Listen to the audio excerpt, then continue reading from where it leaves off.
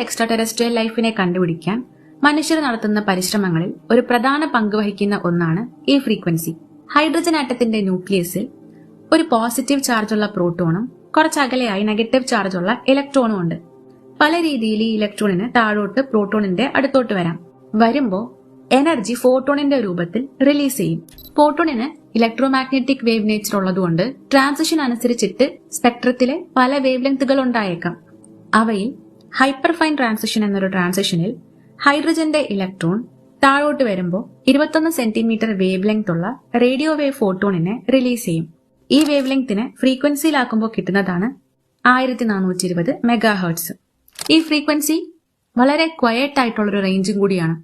ആ കാരണം കൊണ്ട് നമ്മുടെ ഗാലക്സിയിൽ എവിടെയെങ്കിലും ആശയവിനിമയത്തിന് സാധ്യമാകുന്ന സിഗ്നൽസ് റിസീവ് ചെയ്യാനും അയക്കാനും ശേഷിയുള്ള ഒരു ഇന്റലിജന്റ് സിവിലൈസേഷൻ ഉണ്ടെങ്കിൽ അവയ്ക്ക് ഈ ഫ്രീക്വൻസി